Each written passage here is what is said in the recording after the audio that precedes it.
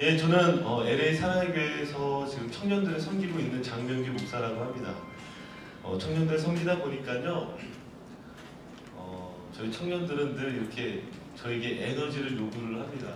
사역을 해 나갈 때마다 항상 좀 머리가 아파요. 왜냐면 얘네들보다 제가 좀 더 앞장서 가야 되잖아요. 그래서 항상 예배할 때마다 어떻게 하면 이들보다 더 앞장서 갈까, 예, 그런 좀 고민들을 참 많이. 감사합니다. 여기 센스 있네요. 지금 저것들 눈부셔가지고, 예, 그런 고민들을 참 많이 했습니다. 그래서 설교할 때요, 뭐 반바지에 뭐 하와이안 셔츠 입는 것부터 시작해서 뭐 배트맨 복장, 뭐 바바리 코트, 별짓 다 해봤습니다. 그래서 저희 청년들이 좋아했어요. 좋아하고 또 저희 교회가 저희 청년들이 상당히 도움을 많이 했습니다. 그런데 제가 요즘 충격을 하나 받았어요. 얼마 전에 저희 교회 남자 청년 4명이 저를 찾아오더니 교회로 옮기겠습니다 해서 왜 옮기느냐? 말을 안 해요. 그래서 왜 옮길까?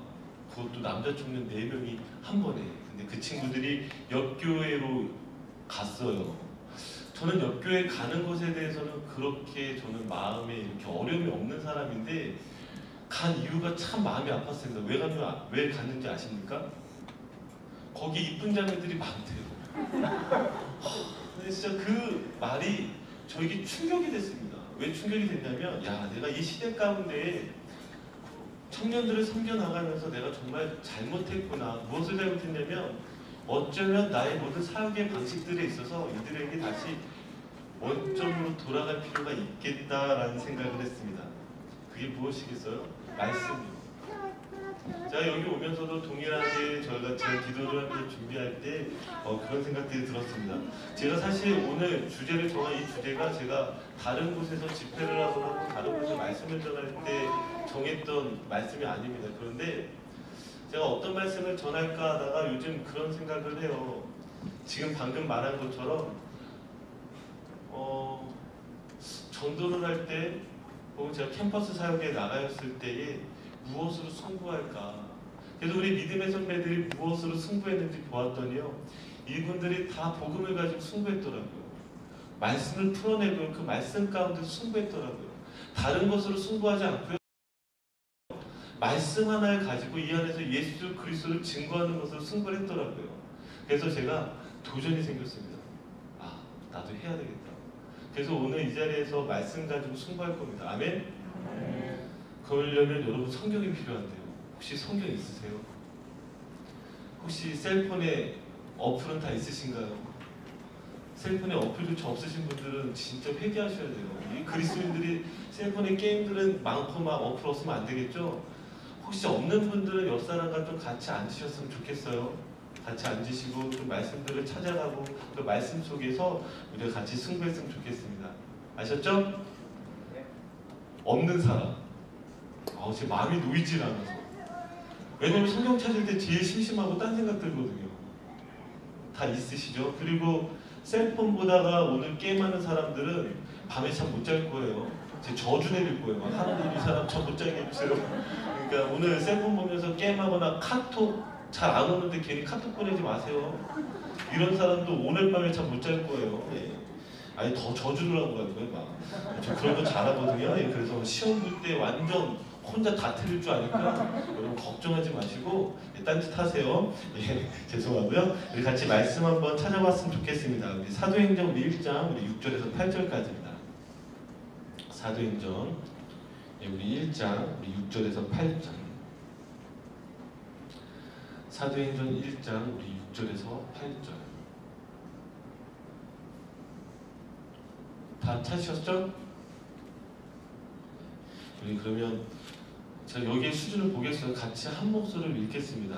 여러분들의 목소리 크기와 여러분들의 속도가 여러분들의 수준을 나타낼 것입니다. 우리 같이 한번 읽겠습니다. 시작!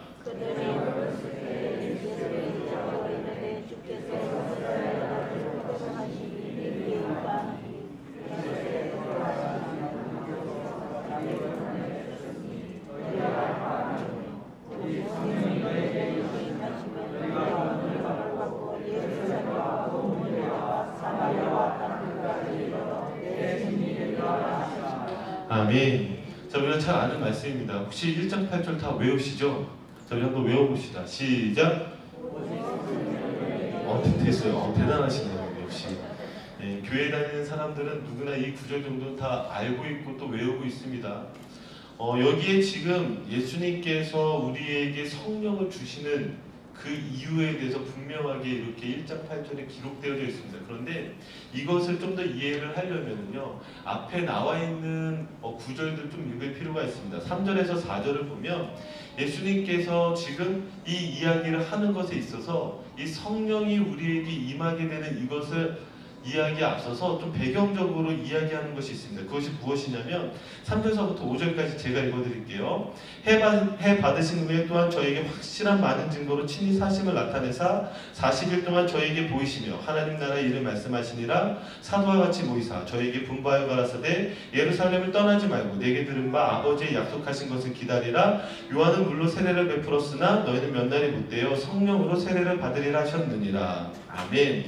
여기 지금 두 가지를 이야기를 하시는데, 두 가지는 무엇이냐면 하나는 하나님 나라, 또 다른 하나는 무엇이냐면 성령님이요. 지금 이 사도행전 전체 자체가 사실은 이 두 가지 단어로 이루어지고 있습니다. 성령님을 통해서 이 땅에 하나님 나라가 어떻게 이루어지는가. 그래서 예수님께서 이제 제자들에게 성령을 부어주시겠다라고 약속을 하세요. 그래서 우리가 잘 알고 있는 이 오순절 성령 강림 사건이 일어나게 되죠. 그런데 이 오순절 성령 강림 사건이 단순하게 지금 이렇게 일어난 것을 넘어서 이미 요엘서 2장 28절부터 32절의 그 말씀을 가지고 사실은 그 예언이 성취되어지는 것입니다. 요엘서 2장 28절 32절이 무엇인지 아세요? 우리가 찬양 때 많이 하죠. 마지막 날에. 저만 하나요? 내가 창피합니다.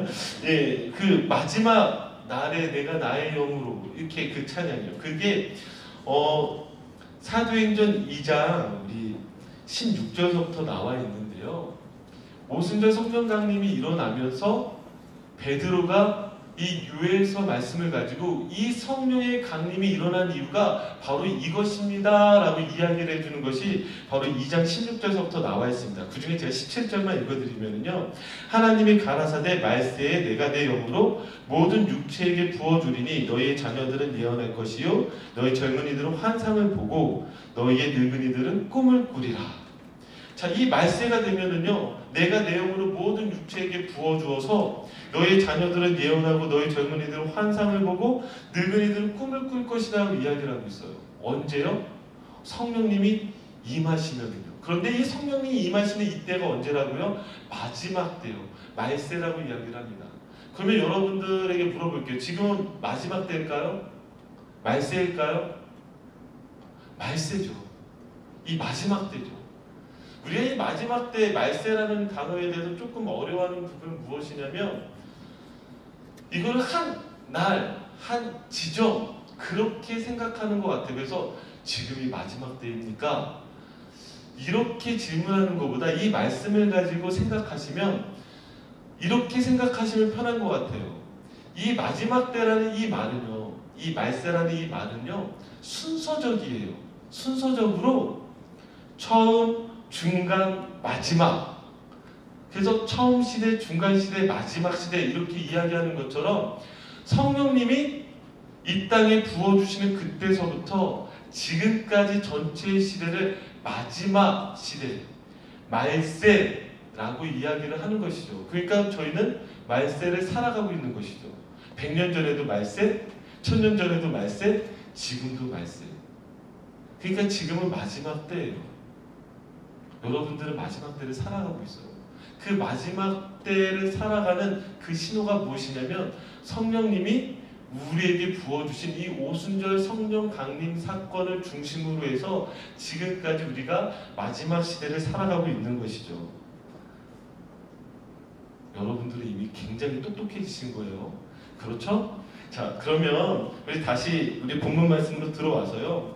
지금 너희가 이제 성령으로 세례를 받으리라 하니까요. 6절에 이제 제자들이요, 예수님께 이렇게 묻습니다.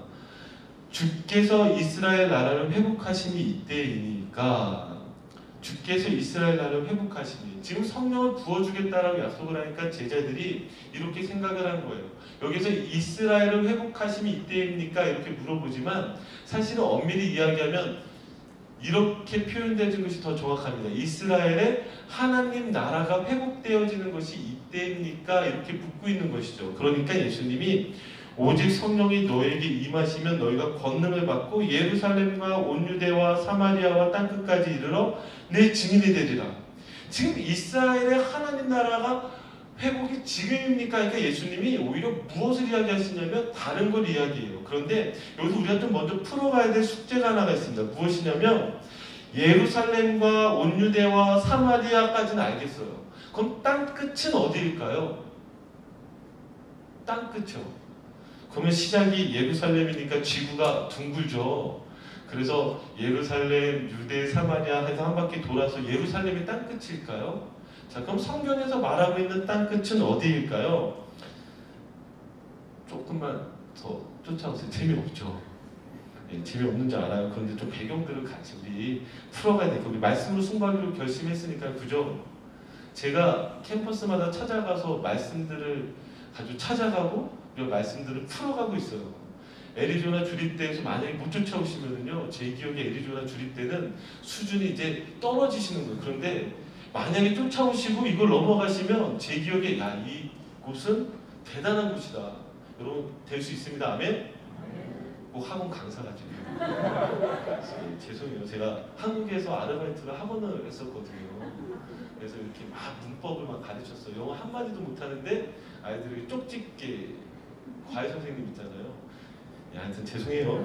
그렇지만 우리가 말씀으로 승부하기로 했기 때문에 조금 더 좀 찾아가 봤으면 좋겠습니다. 말 그대로 이 성령 강림 사건 자체가 성경에서 사실 상당히 중요해요. 왜냐하면 이것이 시대를 구분하기 때문이에요.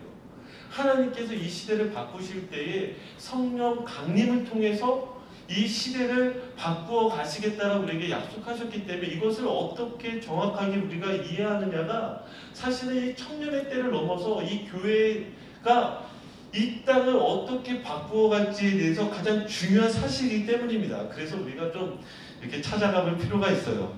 그 중에 좀 우리가 오해하고 있는 부분이 무엇이냐, 이 땅끝이라는 단어인데요. 자, 우리 땅끝이라는 단어를 이해를 하려면 단순하게 단어적인 개념으로 이야기보다 땅끝이 성경에서 어떻게 표현하고 있는지를 우리가 알 필요가 있어요. 자, 이 땅끝은 이 사도행전에서 여기에만 쓰인 것이 아니라 사도행전 13장 47절에도 쓰여져 있어요. 사도행전 13장 47절에 사도 바울에게 이렇게 말씀하십니다. 주께서 이같이 우리를 명하시되 내가 너를 이방의 빛을 삼아 너로 땅끝까지 구원하게 하리라 하셨느니라 하니. 자, 뭐라고요? 내가 너를 이방의 빛을 삼아 너로 땅끝까지 구원하게 하리라. 그러니까 땅끝이 지금 무엇과 연결이 되어지냐면 이방의 빛이요.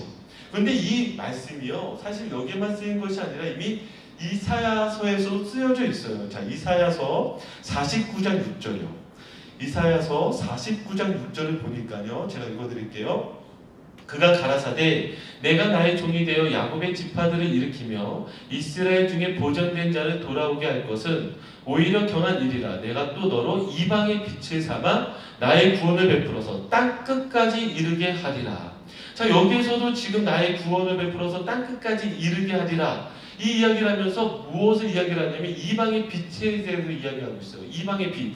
그러면 우리가 알게 되는 건 뭐야? 아, 저 땅끝은 아주 쉽게 무엇과 연결이 되죠? 이방의 빛과 연결이 되어져요. 자, 이제 중요한 구절이 하나 나오는데, 자, 이사야 45장 22절이요. 이사야 45장 22절을 보면 이렇게 기록되어 있어요.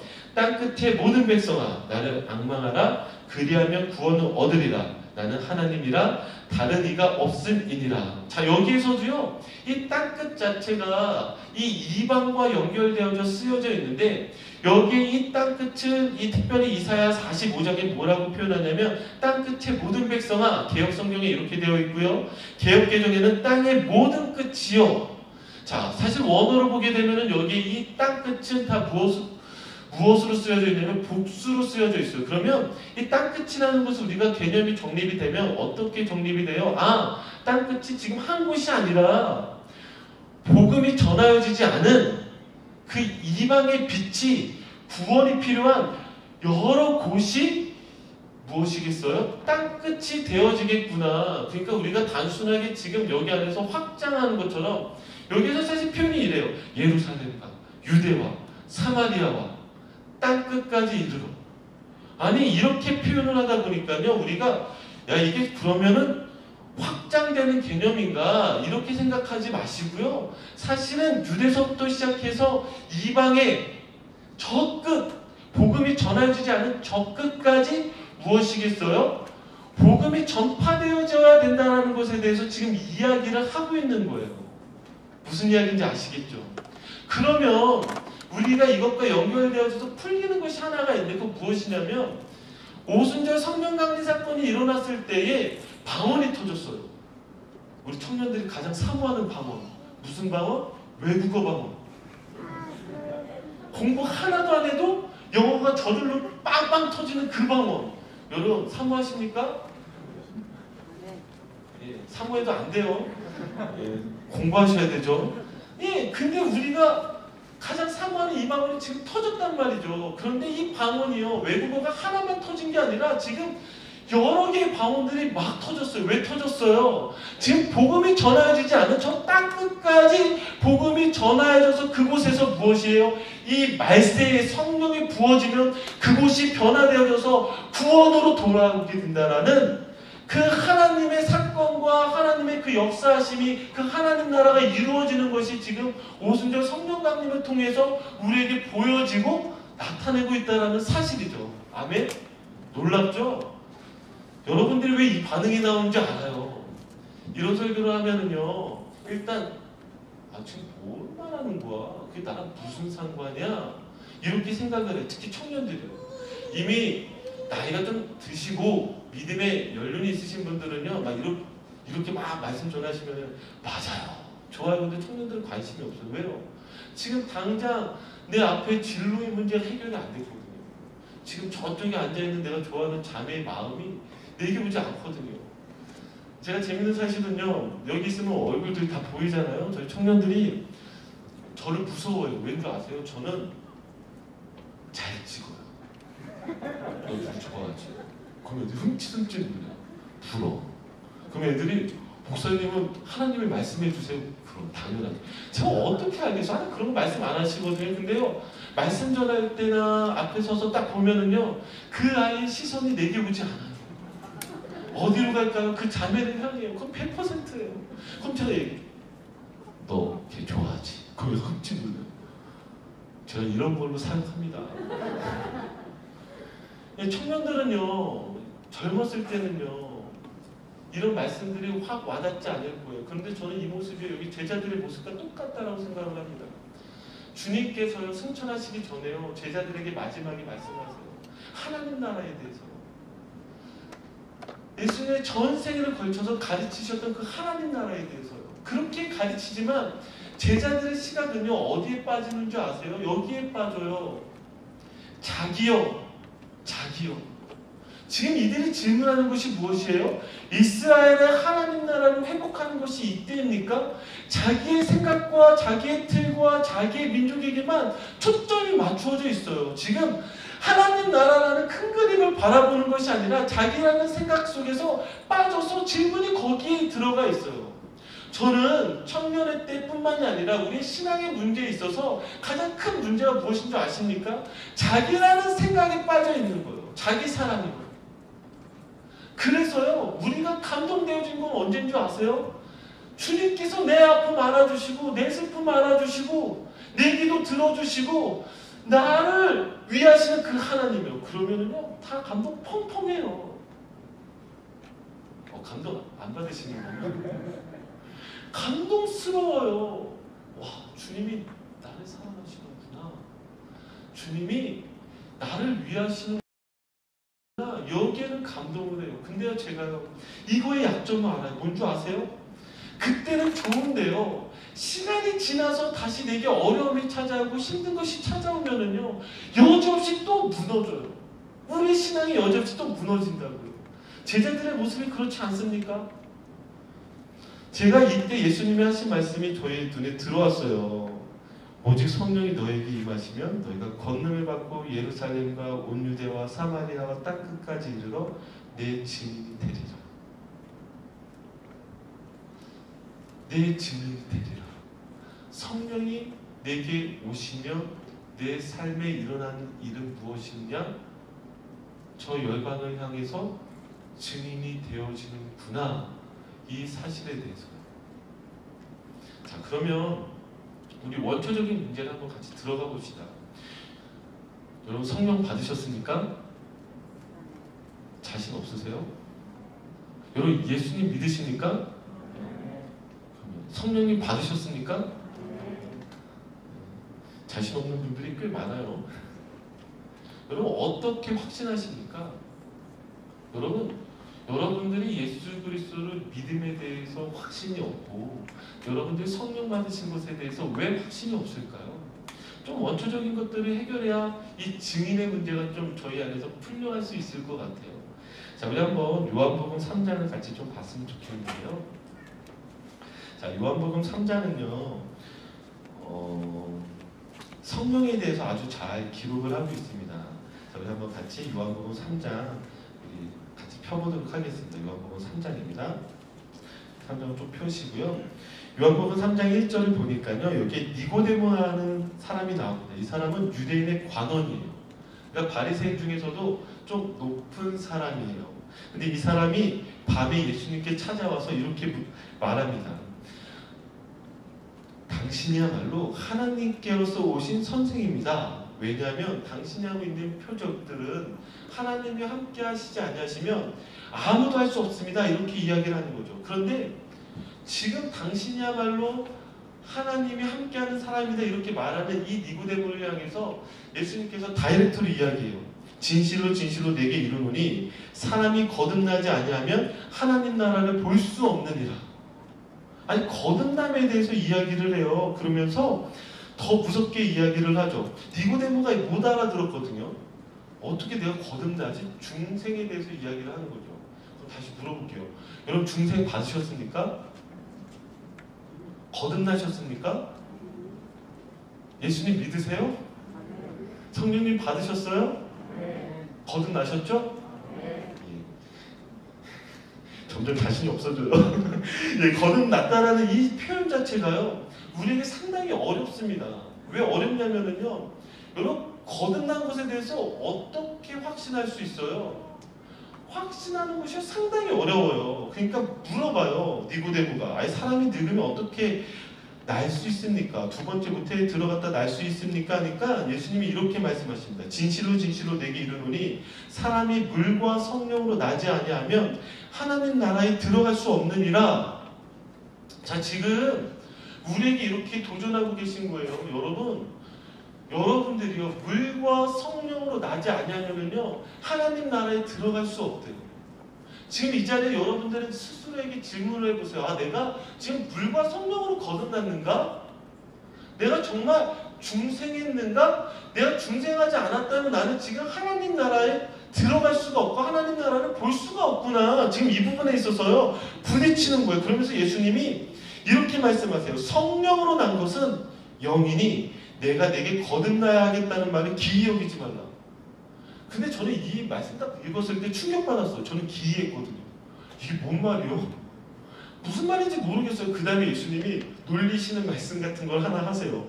제가 제일 싫어하는 말. 바람이 임의로 불매 내가 그 소리를 들어도 어디서 오며 어디로 가는지 알지 못하나니 성령으로 난 사람은 다 이러하니라. 아니 지금 무슨 말인지 못 알아듣겠는데요. 예수님이 이렇게 말씀하세요. 성령으로 난 사람이 이렇대요. 바람이 부는데요. 소리는 들려요. 바람이 부는지는 알겠어요. 근데 어디로부터 와서 어디로 가는지 모르겠대요. 이게 성령으로 났대요. 그럼 이건 알아들으라는 얘기지. 알아듣지 말라는 얘기지. 정말 저는 오랜 세월 동안 어렸을 때부터 예수 믿었지만 고민했어요. 그래서 저는 예수 믿는데 제가 중생 안 한 줄 알았어요. 몰라서. 어렵잖아요. 자, 그러니까 니고데모가 이렇게 얘기해요. 어떻게 이런 일이 있을 수 있습니까? 우리의 질문이죠. 어떻게 이런 일이 있을 수 있습니까? 여기에 이런 질문의 핵심은요, 사실은 물과 성령으로 난다는 것이 어떤 것인지를 우리가 알아야 된다는 거예요. 그러면 우리가 그리스도인으로서 우리가 이 땅에 살아가고 있고 내가 예수 그리스도를 믿는다라고 하고 있고 내가 성령을 받았다라고 얘기하고 있는데 이것이 어떤 의미인지를 우리가 알아야 된다는 것이겠죠. 그럼 물과 성령으로 난다는 말은 도대체 무엇일까요? 자, 일단 물을 해결하셔야 됩니다. 물이요. 자, 물을 한번 해결을 하려면요. 요한복음 4장 14절을 먼저 한번 찾아봅시다. 요한복음 4장 14절이요. 자, 이 수가성에서 이 야곱의 우물에서 이 수가성의 여인에게 예수님께서 이렇게 말씀하십니다. 내가 주는 물을 먹는 자는 영원히 목마르지 아니하리니 나의 주는 물은 그 속에서 영생하도록 솟아나는 샘물이 되리라. 자, 이 물이 지금 무엇과 연결이 되어지죠? 영생과 연결이 되어져요. 물이 단순하게 그냥 물이 아니라 이 물은 지금 예수님이 표현하고 있는 이 물은 영생과 연결이 되어져요. 자, 우리 하나 더 찾아봅시다. 7장 우리 37절서부터 39절입니다. 요한복음 7장 우리 37절서부터 39절. 자, 제가 읽어드릴게요. 명절 끝날 곧 큰 날에 예수께서 서서 외쳐 가라사대 누구든지 목마르거든 내게로 와서 마시라. 나를 믿는 자는 성경의 이름과 같이 그 배에서 생수의 강이 흘러나리라 하시니, 자, 이것이 지금 요한복음 4장과 연결이 되어지겠죠. 누구든지 목마르거든 내게로 와서 그 물을 마시래요. 영생의 물이요. 그런데 여기 갑자기 이렇게 이야기해요. 나를 믿는 자는 성경의 이름같이 그 배에서부터 생수의 강, 이 물이 흘러나오게 된대요. 그런데 이것이 무엇이에요? 39절 이는 그를 믿는 자의 받을 성령을 가리켜 말씀하신 것이라. 그럼 무슨 말이에요? 이 물이라는 것 자체 우리 안에서 흘러나오는 이 물이 성령이라는 것이죠. 그러면 우리가 여기에서 하나 해결이 되어져요. 일단 물과 성령이라고 표현하고 있는데 이 물이 무엇을 가리킨다고요? 성령이요. 그래서 보니까 이 5절 다음에 6절 그리고 또 8절을 보면은요, 이 거듭남에 대해서 이야기할 때 물을 한 번 더 표현하지 않고요, 계속해서 성령으로 표현을 하고 있어요. 성령 하나만으로요. 그러면 우리가 그러면 성령을 해결해야 되는데, 자, 이 성령을 해결할 때 두 가지 부분에 있어서 좀 보았으면 좋겠습니다. 자, 먼저는 이 본문 자체에서 이 니고데모에게 예수님이 무엇을 말씀하시는지에 대해서, 그리고 요한복음 전체에서 성령이 어떤 역할을 하는지에 대해서 보면서 좀 풀어갈 필요가 있어요. 먼저는 자, 이 니고데모가 이렇게 질문했다고요. 어찌 이런 일이 있을 수 있습니까? 그러니까 예수님이 선택한 그 답은 무엇이냐면 정말 이상할 정도로요. 중생에 대해서 이야기를 하시는데 갑자기 우리가 가장 잘 아는 요한복음 3장 16절이요. 요한복음 3장 16절. 그게 뭐죠? 한번 외워볼까? 여러분들의 수준이에요. 갑자기 컨닝하지 마시고요. 시작!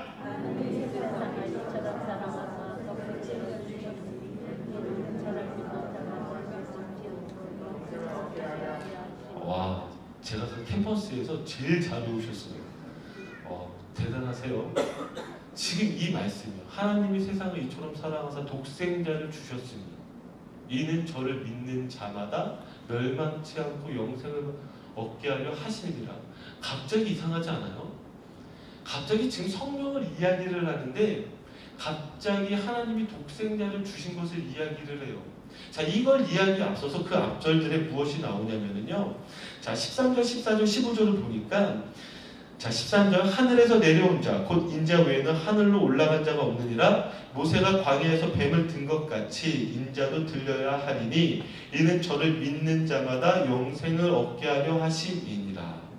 지금 뭘 이야기를 하냐면 지금 성령에 대해서 이야기를 하면서 너희가 성령으로만 거듭날 수가 있는데 성령으로 거듭난다라는 것은 이런 것이다. 무엇이냐면 모세가 광야에서 뱀을 든 것 같이 녹뱀을 들었죠. 그러니까 불뱀에 물린 이스라엘 백성들이 살려면 저 장대에 달린 그 녹뱀을 보아야지만 살 수가 있는 것이죠. 그거 한번 상식적으로 생각해 봅시다. 여러분들이 불뱀에 물렸어요. 불뱀이요. 근데 불뱀에 물렸는데 갑자기 제가 일단 녹뱀 하나를 들고 와서 여러분 이걸 보면 삽니다. 그럼 여러분 저를 보시겠어요? 안 보죠. 누가 지금 그러고 있어요. 그럴 수가 없어요. 지금 아파 죽겠는데 욕이 나지 않으면 다행이에요. 아마 저 같으면 막 뭘 던졌을 거예요. 저 사기꾼 뭐 이러면서. 그런데 말도 안 되는 이 상식 속에서 지금 무엇을 이야기를 하는 거예요? 이것이 성령이 하는 역할이라고 이야기를 하는 거예요. 자, 그러면 이것이 무엇과 연결이 되어질 수 있겠어요? 저는요, 이것이 십자가와 연결이 되어져요. 인자도 이와 같이 들려야 하리니, 지금 우리의 이 죄의 문제, 어떤 우리의 상황의 문제, 환경의 문제, 이 모든 것들 속에서요, 지금 이렇게 이야기하는 거예요. 제가 여러분, 이 모든 것의 유일한 소망은 저 십자가밖에 없습니다. 저 예수 그리스도밖에 없습니다. 우리 저 예수 그리스도를 바라봅시다. 여러분, 바라보시겠어요? 이것을 바라볼 수 있게 되는 것이 무엇이라고요? 성령님의 역할이라고요. 성령님이요. 이거요, 말도 안 되는 이야기예요. 상식적으로요, 이해될 수 없는 거예요. 사실 오늘 이 자리에 여러분들이 나온 건 미친 짓이에요. 미치지 않고서 이 자리에 왜 왔어요? 여러분, 도대체 무엇을 기대하고 오셨어요? 세상 사람들에게 여러분들이 지금 이야기하고 있는 이것을 가지고 한번 이야기해 보세요. 저 십자가에 대해서 이야기하는 것이 어떻게 세상 사람들이 받아들여요? 세상 사람들은요, 미쳤다라고 얘기해요. 제가요, 시애틀에 있을 때 주님께 미쳐 있었어요. 뭐 지금도 미쳐 있지만. 그래서 캠퍼스에 제가 전도하러 가야 되겠다는 생각을 했어요. 캠퍼스에. 제가 교회만 있다 보니까 제가 뜨거운 사람이라, 야, 교회가 나를 수용 못하니 내가 저 캠퍼스에 나가야 되겠다. 예, 뭐 시간이 되면 뭐 더 많은 부분은 아니겠지만, 사실 제 기록 가운데 하나님 제게 보여주셨던 환상 같은 것이 있었어요. 꿈에도 나오고. 그래서 전도하러 가지 않으면 안 되겠다. 왜냐하면 저는 시애틀에서 사역하였을 때, 제가 청년 사역했을 때 딱 두 가지를 봤어요. 거기에 메인 캠퍼스에 2개 캠퍼스가 있는데, 이 2 캠퍼스만 바뀌고 교회 청년들만 바뀌면 이 시애틀에 있는 청년들이 붕이 일어나겠다. 저희 전략이었어요. 그래서 시애틀은 재밌는 게 뭐냐면, 워싱턴 주립대학교가 2군데예요. 시애틀 다운타운에 있는 유덥이라는 대학교요. 유덥, 유니버시티 오브 워싱턴. 그리고 400마일 떨어진 스포켄이라는 곳에요, 거기에 와주라는 곳이 있어요. 워싱턴 유니버시티. 웃기죠. 둘 다 워싱턴 주립대학교인데 누가 더 정통성 있는데 맨날 싸워요. 근데 뭐 anyway, 저는 뭐 이 곳에서 봤을 때에 제가 400마일 떨어진 곳에 전도하러 갔어요. 제가 물어볼게요. 전도하러 갔는데요, 제가 거기서 몇 명 전도했을까요? 거기에 청년들이, 한인 청년들이 약 500명 정도가 있었어요. 그 와주 캠퍼스 안에. 그리고 제가 갔어요. 가는데 하나님이 저에게 복음을 잘 전파하기 위해서 그 400마일을 가려면 산을 넘어야 되는데요, 그때가 겨울이었거든요. 눈이 왔어요. 눈이 와서 산을 넘다 제 차가 좀 이렇게 오래되고 나쁜 차니까요, 타이어가 터졌어요. 그래서 못 갔어요. 근데 오기가 생기는 거예요. 눈 속에서 저 산을 바라보면서, 주님, 제가 오늘 죽겠습니다. 저 산 죽어도 넘겠습니다. 그래서 교회 아는 장로님들, 아는 사람들 다 전화했어요. 그래서 제일 좋은 차로 빌려달라고. 이 기회가 아니면 차를 못 탈 것 같아서요. 그래서 전화를 해서 진짜 차를 하나 빌렸어요. 그리고 산을 넘었어요. 눈길을 넘어서 400마일을 가려면, 제가 좀 밟는 스타일이라 5시간에서 6시간이 걸리는데 그날 12시간이 걸렸어요. 12시간이 넘어서 한번 생각해보세요. 그곳에 눈이 내리는데 제가 눈을 맞으면서 그곳에 한인 학생들 찾아다니면서 복음을 전파했어요. 몇 명 전도했을까요? 저는 이미 죽기로 작정하고요. 성령 충만했죠. 막 난리 났죠. 저는 스스로 막 오늘 다 죽었어요. 이 와주 캠퍼스에 내가 진짜 여기 청년들 다 전도할 거야. 몇 명 전도한 줄 아세요? 한 명도 전도 못했어요. 내가 뭐 하나 싶더라고요. 12시간 생고생해가지고 눈길 뚫고 진짜 목숨 걸고 왔는데, 진짜 산길에서 진짜 막 미끄러지면서 막 산 안 넘는데 그 산맥을 넘어가면서 진짜 목숨 걸고 왔거든요. 뭐 산 넘으면서 뭐 찬양하고 기도하고 막 혼자 성령 충만해서 난리 났죠. 진짜 저는 제가 가면 바뀌는 줄 알았어요. 웬걸요? 애들이 피해 다녀요. 제가 생각해보니까 한번 늦게 도착했으니까 저녁 때 밤이 되잖아요. 등길에 제가 막 눈 맞으면서 다 젖었죠. 밤길에 갑자기 저를 만나면 얼마나 무섭겠어요. 저는 제가 괜찮을 줄 알았는데 흑인에도 절 피하더라고요. 그때 알았어. 아, 내가 무서운 사람이구나. 근데 그게 아니라 밤에 캠퍼스에 누가 검정색 옷을 입고 막 걸어다닌다고 생각을 해보세요. 얼마나 무섭겠어요. 근데 갑자기 말 걸어요. 그러니까 얘네들이 막 무서운 거죠. 방금 막 얘기하는데요. 여러분, 안 돼요. 제가 거기에서요.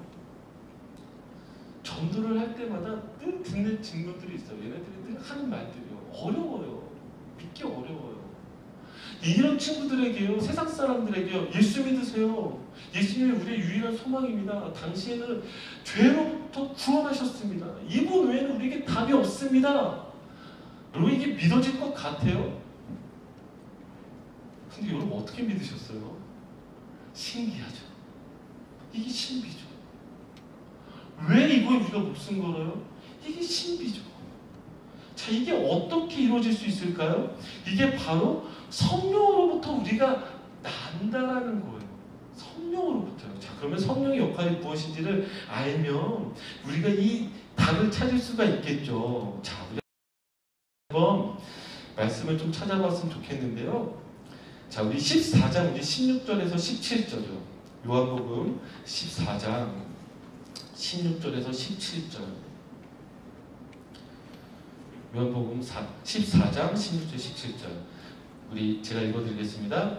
내가 아버지께 거하겠으니 그가 또 다른 보혜사를 너희에게 주사 영원토록 너희와 함께 있게 하시리니 저는 진리의 영이라. 세상은 능히 저를 받지 못하나니 이는 저를 보지도 못하고 알지도 못함이라. 그러나 너희는 저를 아나니 저는 너희와 함께 거하시며 또 너희 속에 계시겠습니다. 아멘. 자, 여기에 이 성령님의 정체에 대해서 이야기를 해줘요. 성령님이 어떤 성령님이요? 보혜사 성령님이요. 보혜사. 보혜사는 이 단어 자체가 원어로 성경 안에서 여러 단어로 쓰여져 있어요. 뭐 위로자로 쓰여져 있기도 하고요. 상담자로 쓰여져 있기도 하고요. 혹은 변호사처럼 우리를 변호해주는 그런 분으로도 쓰여져 있기도 해요. 그런데 더 명백하게 여기 이 17절에 이야기를 하고 있어요. 성령은 진리의 영이래요. 진리의 영. 그럼 진리의 영이라는 것은 무엇일까요? 자, 진리의 영이라는 것은 무엇일까요? 바로 예수 그리스도를 우리에게 누구신지를 알려주시는 영이요. 자, 성령님이 어떤 영이라고요? 예수 그리스도께서 우리에게 누구인지 알려주시는 영이요. 이거를 자, 우리 다시 보세요. 요한복음 우리 1장 12절 13절이요. 자, 요한복음 1장 12절 13절. 영접하는 자 곧 그 이름을 믿는 자들에게는 하나님의 자녀가 되는 권세를 주셨으니 이는 혈통으로나 육정으로나 사람의 뜻으로 나지 아니하고 오직 하나님께로서 난 자들이니라. 자, 지금 우리가 가지고 있는 그 모든 궁금한 점들을 이렇게 이야기를 해요. 아예 여기에서는요, 영접하는 자 곧 그 이름을 믿는 자들에게 하나님의 자녀가 되는 권세를 주셨대요. 그럼 여기서 풀어야 되는 게 뭐예요? 영접하는 것, 곧 그 이름을 믿는 것. 자, 그 이름을 믿는다라는 것을 13절에 다시 이렇게 표현해요. 이거는 혈통도 안 되고 육정도 안 되고 사람의 뜻도 아니고 오직 하나님께로서 난 자래요. 하나님으로부터 난 자래요. 이것을 우리가 성경에서 요한복음 상경에서 뭐로부터요? 성령으로부터 난 자요. 여러분들이 성령으로부터 났대요. 그럼 성령으로부터 났다라는 또 다른 표현 여기서 뭐라고요? 예수 그리스도의 이름을 믿는 거예요. 그래서 요한복음 3장 16절에도 뭐라고요? 그 이름을 믿는 자는 멸망치 않고 영생을 얻게 한대. 그럼 그 이름을 믿는다라는 것은 어떻게 되어질까요? 진리의 영이신 성령님께서 우리를 찾아오셔서 우리로 하여금 무엇을 하게 하시는 거예요? 예수 그리스도를 믿게 하는 거예요. 이게 바로 중생하는 것이요, 우리가 예수 그리스도의 이름을 믿는 것이고 예수 그리스도를 영접하는 것이고 예수 그리스도를 받아들이는 거예요. 여러분들이 어떻게 예수 그리스도를 믿을 수 있다고요? 성령님께서 여러분들로 하여금 믿게 하셨다고요. 아멘? 그래서요, 로마서 우리 한번 8장 15절 16절이요. 로마서 8장 15절 16절이요. 자, 로마서 8장 15절 16절 제가 읽어드릴게요. 너희는 다시 무서워하는 종의 영을 받지 아니하였고 양자의 영을 받았으므로 아바 아버지라 부르짖느니라. 성령이 친히 우리 영으로 더불어 우리가 하나님의 자녀인 것을 증거하시나니. 자, 성령이 친히 우리 영으로 더불어서 우리가 누구인 것을 지금 증거하고 계시다고요? 하나님의 자녀인 것을. 영접하는 자, 곧 그 이름을 믿는 자에게는 하나님의 자녀가 되는 권세를 주셨으니 하나님의 자녀가 되는 권세를 받는 우리가 어떻게 이런 일들이 일어날 수 있어요? 성령께서 우리의 찾아오셔서 우리의 영 가운데 예수 그리스도를 증거하고 계셔요. 아멘? 이게 신비인 거예요. 이게요.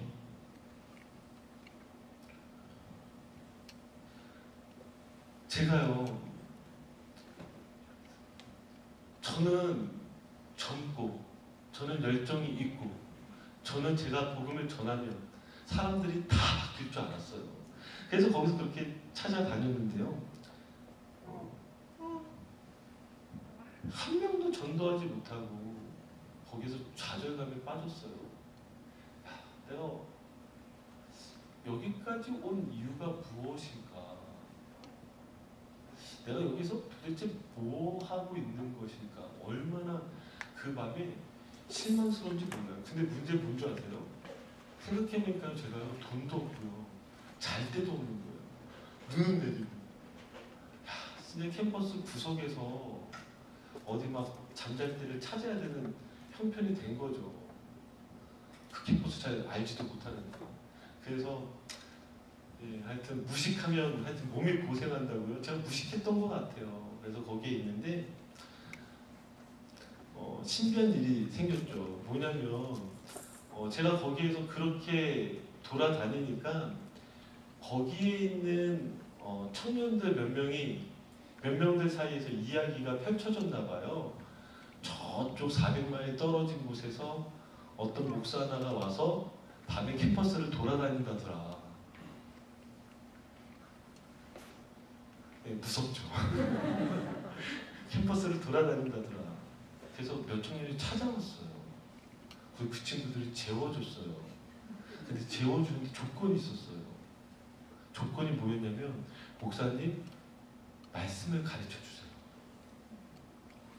되게 신기했어요.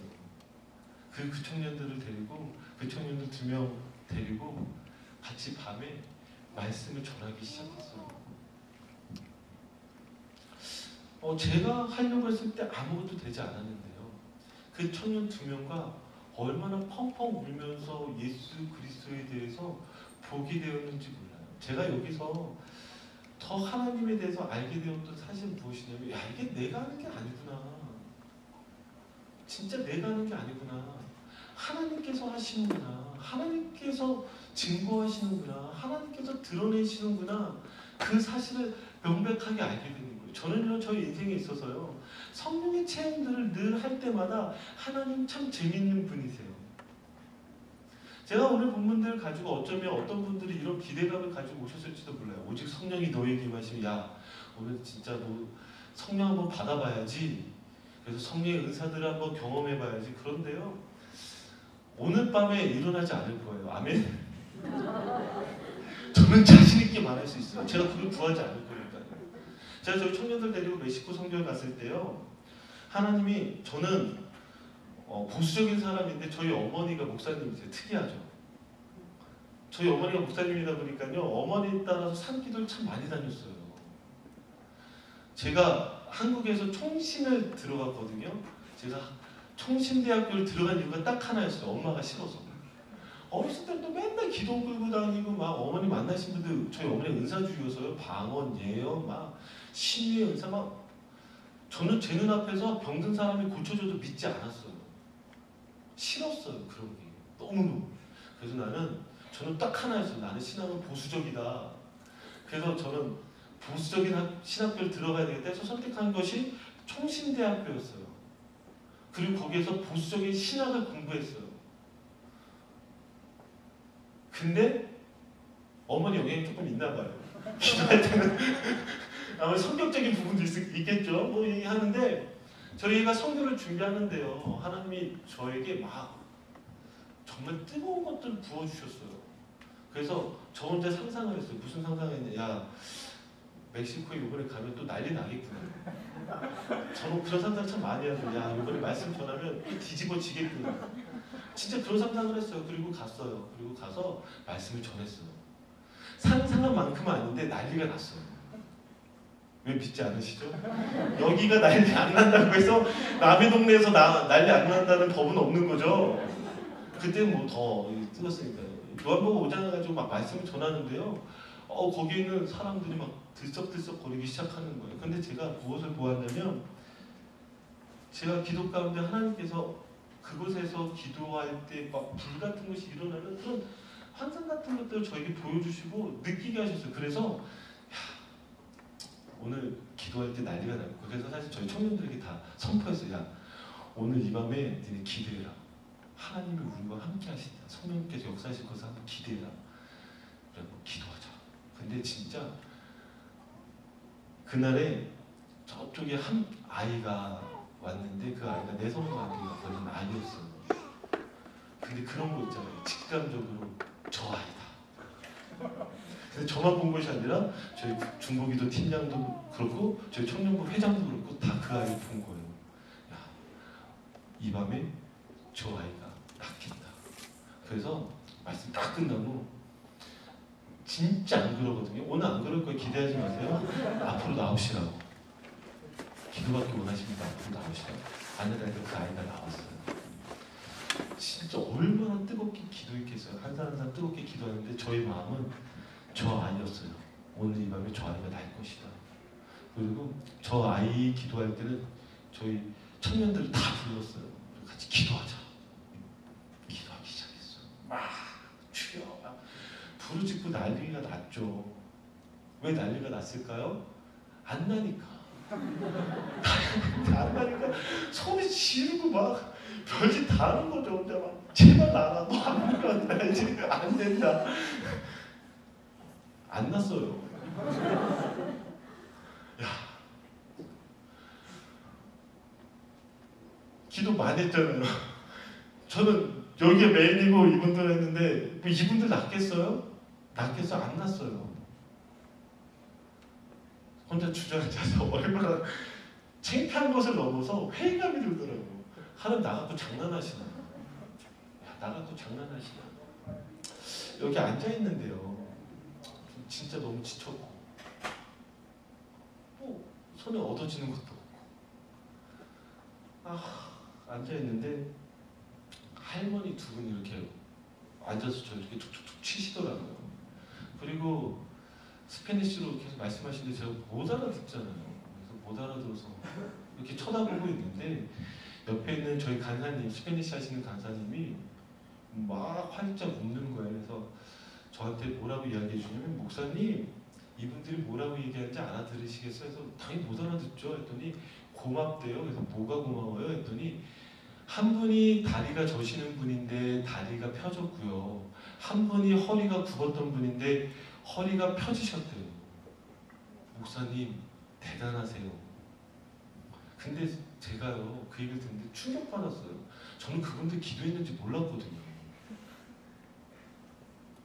저한테 혼란이 찾아왔어요. 이거 뭐지?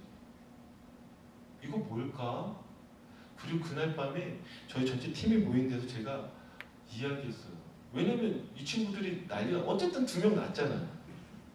와 목사님, 근데 제가 고백했어요. 나 기도를 하긴 했는데 묻혀서 기도하느냐고. 난 그분들을 위해서 내가 어떤 기도를 했는지 모르겠다고. 나는 오히려 그 아이를 위해서 기도했다고. 이 두 사람 내가 잘 모르겠다. 그러면서 하나님이 제 마음을 치셨어요. 펑펑 울었죠. 하나님이 왜 제 마음을 치셨을까요? 제가 그때 성령님이 역사하시는 것이 무엇인지에 대해서 알아버렸어요. 저희가 그때서부터 구호가 바뀌었는데요. 그건 무엇이냐면, 하나님 우리의 기도를 사용하시되 우리의 때가 아니라 하나님의 때에 사용하여 주시고, 우리의 영광이 아니라 예수 그리스도의 영광이 드러나게 하여 주시옵소서. 아멘. 성령님이 우리에게 역사하신다는 거는요, 성령님은 진리의 영이시잖아요. 우리 안에서 예수 그리스도를 드러내세요. 성령님은요 우리 안에서 오직 예수 그리스도를 증거하세요. 성령의 충만은요, 우리로 하여금 예수 그리스도로 감격하여서 예수 그리스도로 어쩔 줄 모르게 하세요. 그게 성령님이세요.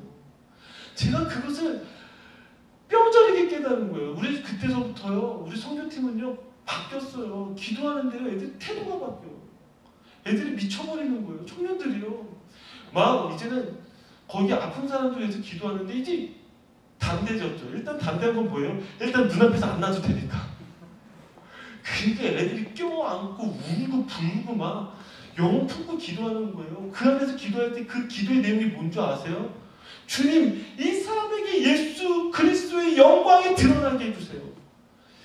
제가 하는 기도 속에서 주님, 저는 사라지게 해주세요. 오직 이 사람 안에서 예수 그리스도만 드러나면 얼마나 멋있어요. 아멘? 그 안에요, 저희 안에, 그래서 그때서부터 진짜 한 명도 안 났어요. 신기하죠? 한 명도 안 났는데 거기에서 한 명이 복수의 배에 물이 가득 차가지고 한 사람이 죽기 직전에 있었어요. 근데 이 할아버지 소원이 무엇이냐면, 지금 아내가 같이 산 지 30년 동안 동거했는데요, 결혼식을 못했어요. 너무 가난해서. 지금 죽을 때가 되니까 이 할아버지의 소원이 무엇이냐면, 이 사람한테 미안해서 결혼하고 싶다고. 결혼식을 하고 싶은데 몸을 못 움직이는 거예요. 그래서 저희 팀을 불렀어요. 그래서 저희 팀이 가서 기도했어요. 근데 이제 회장이, 청년부 회장이 이제 미쳐버린 거예요. 얘가요, 무슨 용기로, 저는 막 그냥 기도하고 있는데 뛰어들었어요. 이 청년이 그 복수 위에 올라타가지고 뼈하고 펑펑 울면서 기도하는 거예요. 주님, 오직 주님만 이 사람의 이 아픔 속에 나타나 달라고 기도하기 시작하는 거예요. 제가 그때요, 알았어요. 아, 하나님이 이 청년의 기도를 사용하시겠구나. 제가 아니라요, 이 청년의 기도를 사용하시겠구나. 돌아왔어요. 1년 후에 그 멕시코 선교사님이 저에게 오셔서 지나가면서 저에게 이렇게 이야기하시더라고요. 장 목사님, 그때 기도했던 그 할아버지 기억나요? 결혼했어요? 그러더라고요. 결혼이요? 무슨 얘기예요? 그 할아버지 그때 얼마 있으면 죽는다면서 했더니, 저희가 가고 딱 일주일 후에 주일 예배에 참석하셨대요. 나셨대요. 믿기 싫으시죠? 근데 그게 하나님의 역사예요. 저희는요, 완전 사라졌어요. 그 선교팀이요, 그 멕시코에서 저희가 가져간 영광 하나도 없었어요. 그 이후에 저희가 거기에서 늘 기도했던, 그 안에서 기도했던 것이 무엇인지 아세요? 주님, 저희 선교팀이 영광받지 않게 하시고 저희가 돌아간 후에 하나님, 그 안에서 예수 그리스도의 영광이 하나씩 하나씩 드러나시면 저희 그걸로 됩니다. 제가 거기서부터 배우는 거예요. 저희가 성령이 너에게 임하시면, 이 구절을 잡았을 때에 저는 우리 안에 이런 사람들이 참 많아요. 권능이라는 단어는 참 매혹적이에요. 권능은 참 받고 싶어요. 받고 싶으시죠? 그렇게 하고 싶으시죠? 막 난리 나고 싶죠? 막 다 하고 싶죠? 저는요, 그 시간 이후로 한 번도 저는 하나님 앞에 그런 능력을 구한 적이 한 번도 없습니다. 한 번도 없습니다. 제가 구한 건 무엇인지 아십니까? 주님, 주님이 드러나게 해주십시오. 주님이 드러나게 해주십시오. 저희는요, 권능을 받고 그 다음 단어는 잊어버려요. 새카맣게. 내 증인이 되리라. 성령님이 임재하시고 성령님이 내 안에 오신 사람들은요, 예수 그리스도를 증거할 수밖에 없어요. 아멘. 예수 그리스도만 드러나게 돼 있어요. 아멘. 이게 드러나지 않으니까요, 이러지 않으니까요, 우리 안에 문제가 되어지기 시작해요. 우리가 그렇게 믿지 않아요. 우리가요.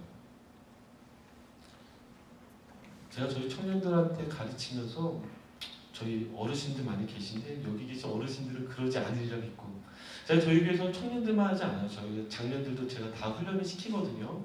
작년 다 훈련을 시키는데 저희 청년들에게 이런 이야기를 해요. 늘 하는 게, 우리가 예수 그리스도를 믿는다는 것은 처음보다 1년 후가 더 뜨거워야 한다. 1년 후보다 10년 후가 더 뜨거워야 한다. 10년 후보다 죽는 그 순간이 더 뜨거워야 한다.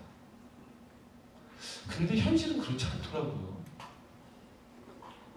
지금보다 1년 후가 더 차갑고요. 1년 후보다 10년 후가 더 차갑더라고요. 왜 그렇게 될까요? 우리 안에서는요, 늘 앞에 거에 참 관심이 많아요. 권능을 받고요. 권능을 받고요. 근데 안타까운 사실은요, 이 권능에 대해서 성경은 그렇게 표현하고 있지 않아요. 자, 우리 한번 갈라디아서 6장 22절에서 23절을 읽어드리면은요, 오직 성령의 열매는 사랑과 희락과 화평과 오래 참음과 자비와 양선과 충성과 온유와 절제니. 이게 성령의 열매래요. 성령이 우리에게 왔을 때에 드러나는 거래요.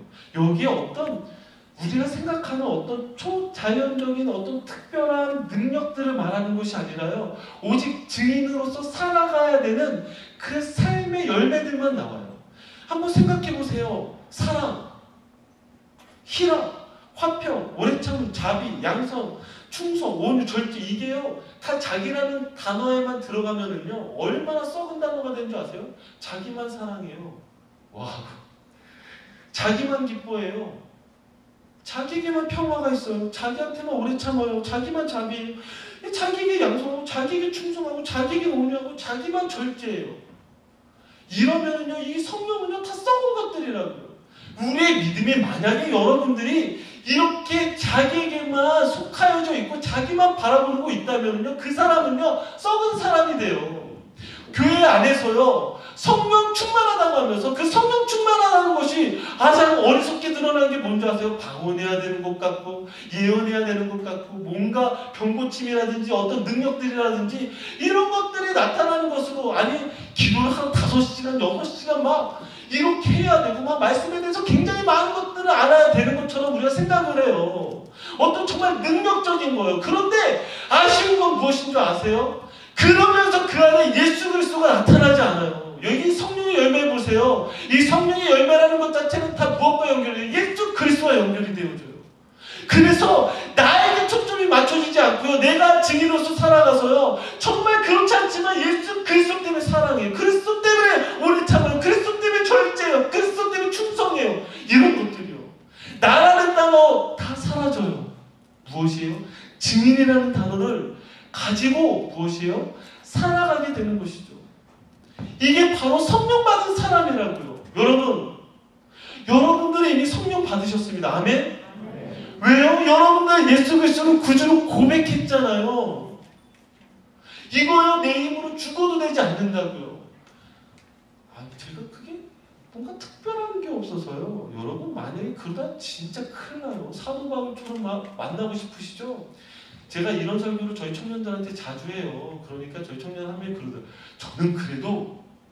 저는 그래도 사도 바울처럼 예수님 만나고 싶습니다.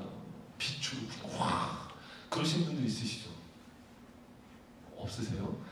여기 다 건전하게 만나셨어요. 다른 교단은 빛으로도 막 만나고 하는데 예수님 막 실제로 보기도 하고. 여러분들 참 정말 신비하게만, 여러분들 그래서 신비한 거예요. 눈은 보지도 않았는데 믿잖아요. 그죠? 그러니까 미친 거죠. 여러분 다 미친 사람들이죠. 그러니까 저희 청년이요, 자기는 사도 바울처럼 만나고 싶대요. 그래가지고 제가 이야기해줬어요. 너 그러면 너 진짜 길 가다 죽도록 맞아. 너 막 감옥에도 가야 돼. 너 교통사고도 막 여러 번 당할 수 있고, 야 너 버틸 수 있겠어? 그 친구 싫대요. 우리는요 그런 것 같아요. 진짜 그런 것 같아요. 자기라는 단어에는 늘 익숙하여져서요. 이 성령의 역사들이요 우리를 통해서 일어나지 않아요. 제가 저희 LA 사랑교회에 부임을 하고 이제 4년째가 됩니다. 4년째가 되면서 제 안에서 아까 우리 목사님께서 캠퍼스 사역을 한다라고 말씀을 해주셨는데요. 저는 실제로 진짜 캠퍼스 사역을 합니다. 이렇게 로컬 처치, 지역 교회가 사실은 캠퍼스를 섬기는 것이 쉽지가 않은데 저희가 현재 4개가 개척되어서 저희 교회 자체적으로 4개의 캠퍼스에서 예배 모임이 지금 진행이 되어지고 있습니다.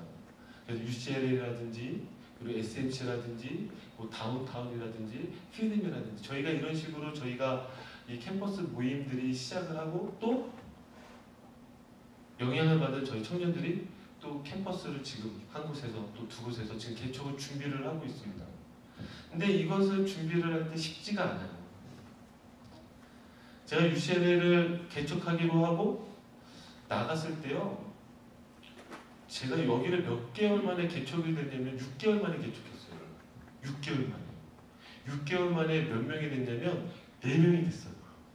그래서 이 4명이 시드 멤버가 돼서 저희가 개척을 해서 지금은 그래도 뭐 한 20-30명, 많을 때 뭐 40명 이렇게 모이는 그래서 지금 한 3년 정도 저희가 캠퍼스에서 모임을 하고 이렇게 하고 있습니다. 멋있죠? 남의 동네라고 그러지 마세요. 여기서 개척됐다면서요. 난 너무 기뻤는데. 근데 그 다음에 제가 그래서 야심차게 준비한 데가 어디였냐면 산타모니카 컬리지였어요. 거기가 한인 학생이 제일 많거든요. 근데 제가 사실 커뮤니티 컬리지를 안 가려고 했는데 갔던 이유 딱 하나였어요. 신천지요. 저희 교회 멤버 중에 신천지에 뺏긴 친구가 2명 있었어요. 제가 부임하자마자 3개월 만에 2명의 친구들을 갔는데 그 친구들이 신천지였더라고요. 제가 오기 전부터 신천지. 애리조나도 들어와 있을 수 있어요. 왠 줄 아세요? LA이 상당하거든요. 거기에 신천지 청년들이 약 300명 정도 된대요. 제가 들은 정보에 의하면 그것도 아주 뜨거워. 여기 신천지 계시면 나가시기 바랍니다. 그래서 완전 열이 받았어요. 제가 그래서 안 되겠다. 근데 그 신천지가 주요 활동 부대가 어디였냐면 산타모니카 컬리지였거든요. 그래서 들어갔어요. 그래서 들어가서 캠퍼스하고 시작을 했어요. 그래서 처음 시작이 몇 명 모인 줄 아세요? 12명이요. UCLA는 6개월 시작해서 4명. 산타모니카는 첫 모임 때 12명. 얼마나 희망차요? 지금 몇 명 남았는 줄 아세요? 남았다고 하는 건 실패했겠죠. 와, 마지막 모임이 3명 왔어요. 이것도 되게 많은 것처럼 느껴지죠. 3명 왔는데 거기 개척했던 그 친구가 이제 간사가요. 되게 죄송한가 봐요. 저한테. 울먹울먹 거리더라고요. 저희 방학전 마지막 모임에. 마지막 모임 때 제가 이야기했어요. 나는 너무 기쁘다. 왜 기쁜지 아냐? 사람이 많아도 혹은 사람이 적어도 나는 캠퍼스에서 기도할 거니까. 우리 캠퍼스 사역을 할 때의 가장 힘든 부분이 무엇이냐면 업앤다운이 되게 심해요. 근데 제가 어렸을 때부터 저희 어머니가 목사님이어서 배웠던 딱 한 가지 사실이 있어요. 어머니가 목사님이니까요. 한국에서 여자가 목사가 된다는 게 참 어렵더라고요. 저희 어머니 상당히 오래 하셨거든요. 그러니까 한국적 사회에서 여자가 리더십을 갖는다는 거는 상당히 어려워요. 지금 청년들이 이해를 못해요. 그죠? 근데 어르신들은 다 이해를 하실 거예요. 저 어머니가 참 어려우셨어요. 저도 싫었으니까요. 아들인 저도.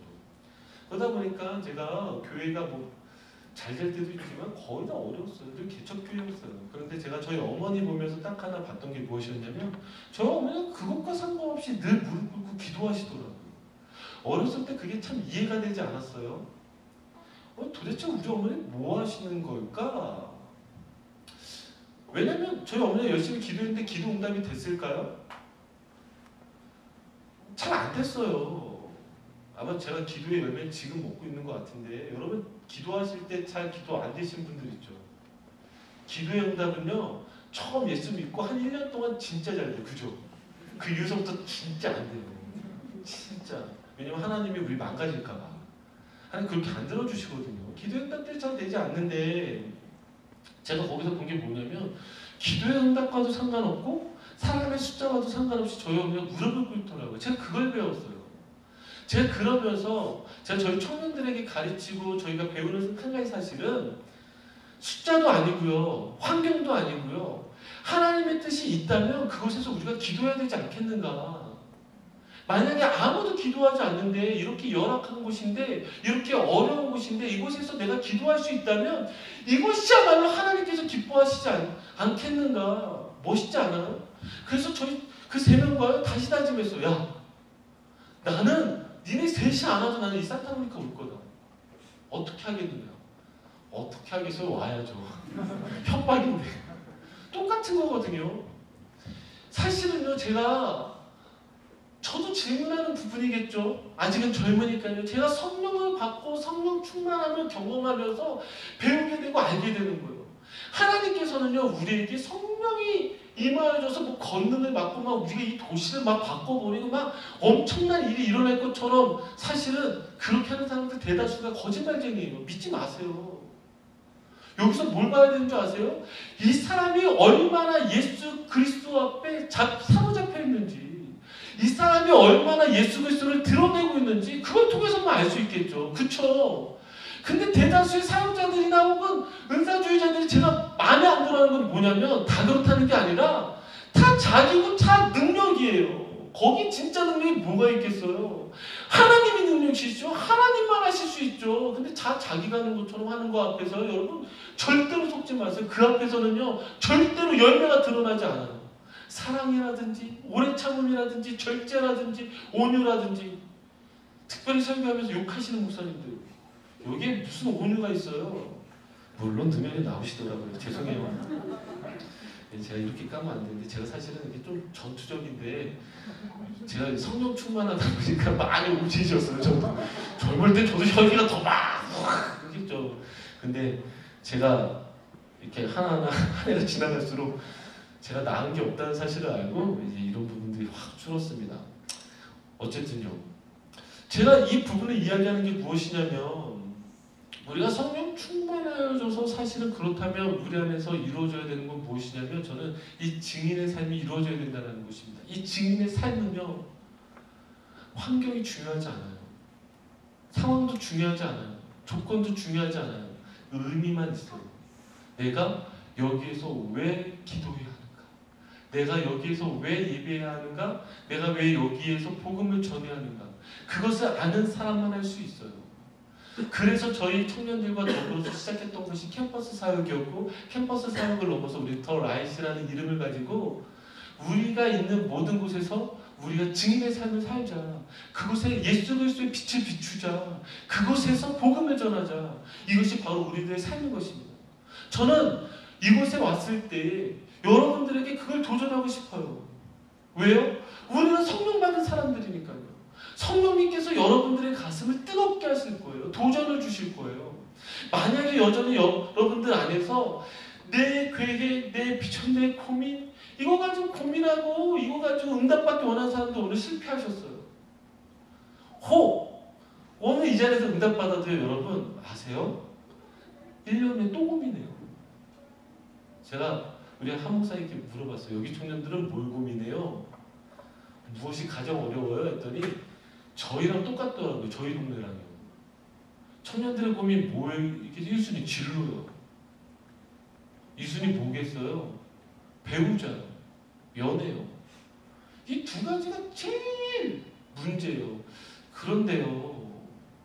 우리 이미 결혼하신 분들은 다 알겠지만 이것이 얼마나 평생 우리는 고민 속에 빠지거든요. 제가 저희 청년들에게 네가 지금 배우자로 고민하는데 1년 내로 또 고민한다. 결혼해봐라. 그 배우자 때문에 후회한다. 야 평생 너는 그렇게 살아갈 건데 야 그거 아니라고. 왜 네가 평생 주님 가운데서 야 그게 본질의 문제가 아니다. 진로의 문제. 야 네가 백날 진로의 문제 가지고 고민한다 한들 네가 원하는 대로 되지 않는 것이 인생이다. 제가요 인생에 대해서 배웠어요. 오늘도요. 속이 뒤집어지더라고요. 뭔지 아세요? 이게 줄 서 있는데 이게 비행기를 타려면 늘 저희를 가장 힘들게 하는 게 있잖아요. 그 검색대에서 줄 서 있는 거예요. 줄이 길더라고요. 야 무슨 버뱅크 이 조그만 공항에 왜 이렇게 줄이 길어 오늘따라. 그런데 인생은요 얼마나 재밌는 줄 아세요? 이렇게 줄 서 있는데 갑자기 사람이 너무 많고 막 붐비니까 줄을 줄이기로 결정을 했나 봐요. 근데 그러면 저서부터 해주지. 나는 목사고 하나님 사랑하는 사람인데 나부터 돼야지. 왜 하필 내 티야? 왜 내 티가 없지? 티를 잘라서 데려가는데 억울한 거예요. 나는 오래 기다렸는데. 인생이 그래요. 기도한다고 되는 줄 아세요? 네, 되지 않아요. 그런 걸로 승부 보지 않아요. 근데 하나님이 우리에게 승부 보게 하시는 게 있어요. 뭔 줄 아세요? 그 상황에서도 성령이 임하여서 그 성령을 통해서 예수 그리스도를 증거하는 사람, 얼마나 멋있어요. 어차피 우리 인생 그렇게 살아가게 될 건데 마지막에 우리에게 나오는 성적표 딱 하나가 있는데 그건 무엇이에요? 내가 얼마나 증인의 삶을 살았는가, 하나님 나라를 이루며 살았는가요? 지금 예수님이 승천하시면서 제자들에게 그거 말씀하신 거예요. 야, 이제 하나님 나라가 너에게 임할 것인데 너희가 이 하나님 나라를 이루겠니? 근데 하나님 나라를 이루는 방식이요, 이때 당시를 보세요. 정치도 아니었어요. 군사력도 아니었어요. 아니 재물도 아니었어요. 가장 형편없고 정말 연약한 사람들인데 그 한 사람 한 사람을 성령으로 변화시키셔서 이 사람들이 성령님에 따라서 예수 그리스도를 증거하면서 살아가는 사람들을 통해서 이 땅에 하나님 나라를 이루셨다는 거예요. 얼마나 멋있어요. 여러분들은 그것으로 부르신 거예요. 여러분들 한 사람 한 사람을 그렇게 부르셔서요, 여러분들을 통해서 하나님 나라 이루시겠다고요. 하나님 나라가 뭐 대단한 거 해가지고 막 일어나는 그것이 아니라 여러분들 한 사람 한 사람 통해서 그렇게 변화가 일어나는 거예요. 저 옛날에 얼마 전에 무한도전 보다가 감동해서 눈물을 흘렸어요. 무한도전 안 보시나 보죠? 청년들은 보는데 거기에서 무한도전이 향후 10년을 이끌어갈 리더들을 뽑기 위해서 선거를 했어요. 봐요. 청년들만 고개를 끄덕거리고 우리 어르신들 도대체 뭔 소리요? 그런데 거기에 기호 3번 정영돈이 되게 멋있는 말을 했어요. 정영돈 좋아하시나 봐요. 네, 저는 유재석을 좋아합니다. 저는 기호 1번이었어요. 근데 정영돈의 그 말이 뭐였냐면 평범한 사람들에 의해서 이끌어가는 정치요. 한 사람이 탁월한 사람이 아니라 평범한 사람들이요. 근데 저는 그게 성경의 원리라고 생각했어요. 하나님은 탁월한 한 사람을 갖고 가시는 것 같지만 사실은 이름도 없이 빛도 없이 이 땅에서요, 예수 그리스도를 나타내면서 살아갔던 그 한 사람 한 사람을 통해서 하나님 나라를 사실은 만들어 가셨다고요. 아멘? 어디 잘못 배워가지고 다 사도 바울 되려고 그래요. 아무도 맞지 않으면서. 막 진짜 막 죽지도 그렇게 하지도 않으면서 다 사도 바울 다 되고 싶어 해요. 어디 그런데 예수 그리스도의 영광이 드러나겠습니까? 아니요. 하나님은요, 이 땅에요, 그렇게 정말 이름도 없이 빛도 없이 정말 성령 충만하여서 예수 그리스도를 증거하는 그 사람들을 통해서 하나님 나라를 이루어가셨습니다. 저는 이 애리조나에 여러분들을 통해서 한번 기대해 보겠습니다. 아멘? 저는 저희 청년들과 그것을 기대하면서 저희의 기도 제목이 늘 이런 기도 제목이에요. 주님, 저희가 유명해지지 않아도 좋습니다. 저 유명해지지 않아도 좋아요. 뭐 유명해지는 것이 뭐 그리 중요하겠습니까? 이렇게 얘기하는 거 제가 참 가증스러운 것 같아요. 그리고 여기 와 있으니 참 뭐 애리조나는 아까 이 표현이 참 재밌더라고요. 육지의 사막, 육지의 섬, 따로 이렇게 분리되어진. 예, 참. 근데 저는 진짜로 이 애리조나에요, 여러분들 통해서 하나님 나라가 임하여지길 소원합니다. 붕이 있길 원합니다. 아멘. 여러분들을 통해서 하나님께서 만들어 가실 거예요. 왜죠? 우리 성령 받았잖아요. 우리 예수 그리스도 믿는 사람들이잖아요. 자, 이제 말씀을 마무리 짓길 원합니다. 어제 성령이 우리에게 임하여지게 되니까 우리가 한 가지 중요한 사실이 일어나게 됩니다. 그것이 무엇이죠? 예수 그리스도로 충만하게 되십니다. 이상하게 예수 그리스도라는 단어만 들어도 가슴이 벅차오릅니다. 예수 그리스도의 영광을 위해서라면 정말 내 목숨 같은 거 드려도 괜찮겠다라는 생각이 들게 됩니다. 저는 여러분들이 그렇게 미쳐갔으면 좋겠습니다. 예수 그리스도를 믿는다고 하는데 우리 안에 성령이 사라진 지가 오래예요. 가슴이 두근거리지도 않아요.